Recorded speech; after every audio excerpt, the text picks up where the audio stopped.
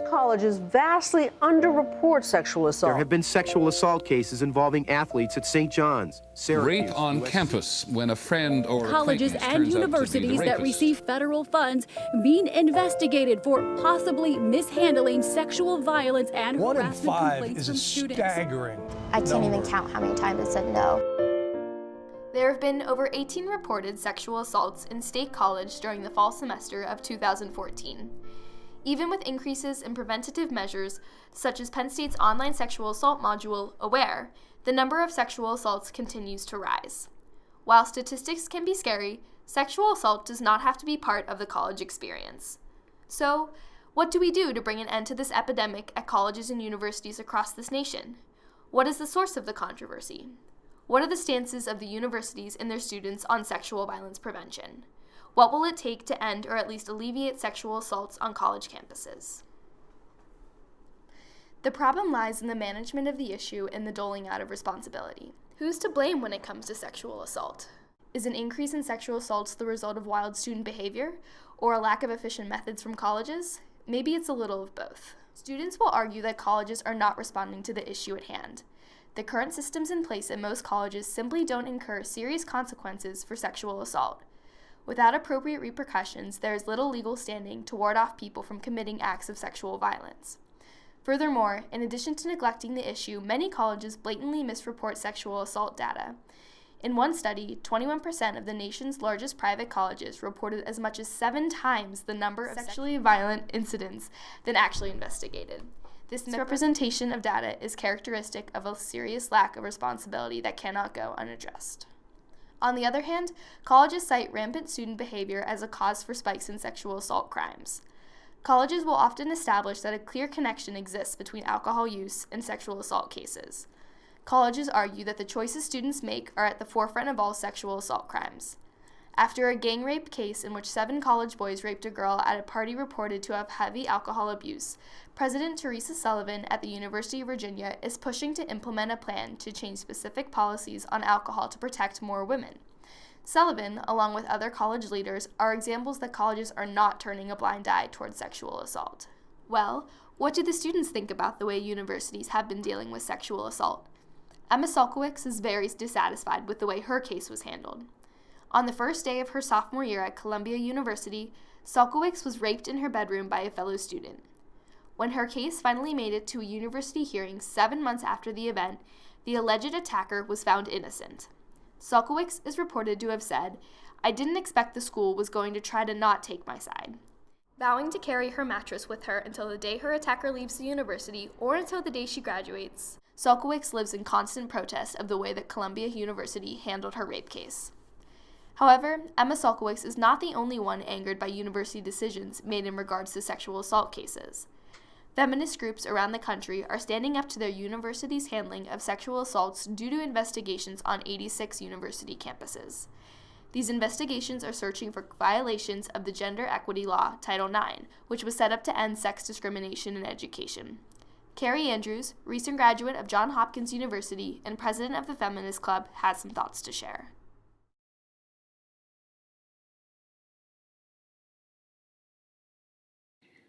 In terms of stopping sexual assault, I don't think there's enough education on campuses to tell students really what sexual assault is. So the universities could definitely do a lot more to stop sexual assault in the first place by telling people what sexual assault is. And then enforcing a zero tolerance policy to stop it in the first place because people won't want to do things if they're going to get kicked out of school for it. And also, in the aftermath, dealing with it, showing other students that it's just not acceptable.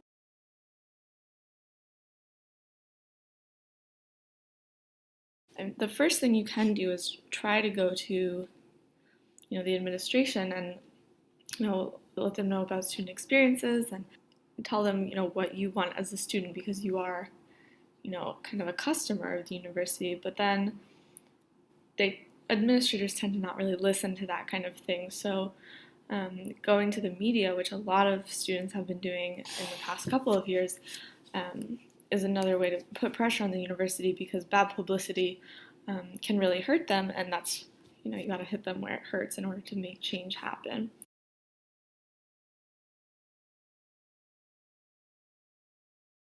So the perfect situation is telling people from the get-go what sexual assault is, and then if it does happen, taking the survivor's side rather than trying to cover it up or giving, somebody a slap on the wrist. You need to do much more than that in order to make sure that everybody sees that it's punishable and also to give justice to the victim. Let's take a look at what the universities have to say about the issue of sexual assault on college campuses as well. Since Barack Obama has taken office, his administration has stepped up the pressure on colleges. He called for Title IX investigations of 86 different universities suspected of denying students their equal rights to education by inadequately handling sexual assault complaints. If any of the schools are found to be in violation, they run the risk of financial penalties, including the threat of having all federal funding revoked. Among this list of 86 schools are small schools such as Hobart and William Smith College and large universities such as the University of Virginia and Penn State. With this looming risk of losing financial funding, many schools have decided to rethink their sexual assault policies. Harvard University issued a new policy in July, broadening the definition of sexual harassment and making changes to the disciplinary procedure for students. While this showed lots of promise, some say that these changes were only prompted by fright, as many universities think about keeping their prestige, wealth, and reputation untarnished. Honor codes, rooted deep in tradition, are normal to many universities, in particular the University of Virginia. Since 1998, 183 students have been expelled for honor code violations such as cheating on exams. But, paradoxically, no student has ever been expelled for a sexual assault crime. UVA graduate and victims' rights advocate Liz Securo stated, "University of Virginia thinks they're above the law. They go to such lengths to protect themselves. There's a national conversation about sexual assault, but nothing at UVA is changing." Whatever the case may be, the stage is clearly set. Sexual assaults are happening on college campuses now more than ever, and students are not happy with current university policies and how university officials are handling their complaints, if they're even handling them at all. Now, we turn to the Center for Women Students at Penn State to ask some of the same questions we posed to Carrie Andrews.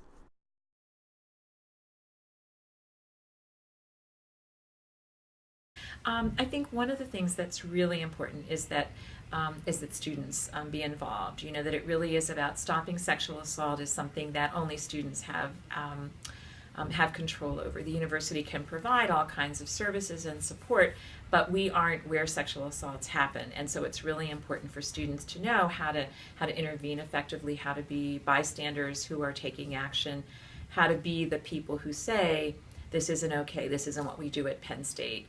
It's important to be looking out for each other as community members and to make sure that when we see somebody in a difficult situation, we're able to intervene and just make a difference in that student's life.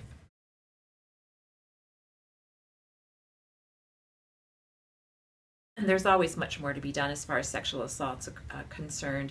Until nobody's being sexually assaulted, we aren't nearly where we need to be. The important thing is that we're all partners in this together, and that really involves having students be connected with people who are providing services on campus and making sure that students are part of the conversation. I think that students can hear these messages so much better from other students than they can from faculty and staff, and just really important that we're all working hard to make sure that sexual assaults decrease and eventually go away as far as campus is concerned. Sexual assault prevention can be enforced in a two-pronged approach.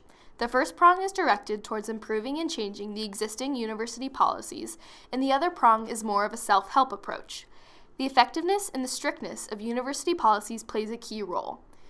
With the increasing number of sexual assaults every year, it is becoming evident that university policies are not effective enough. The universities must frame their policies in such a way that they are fair and practical. The policy must be location-based and must take into account the views of the students who will eventually benefit from the policy. Everyone, in and around the campuses, must be well informed of the new policies. The self-help approach is probably the most effective tool. Alcohol has been involved in most of the sexual assault cases. Thus, university guidelines emphasize the need for extra precaution. It is important to be cautious of drinks at parties, as the use of date rape drugs has been on the rise. It is also recommended that people travel on main roads, especially at night, to avoid any safety hazards. Campus security escort services are also great resources for students.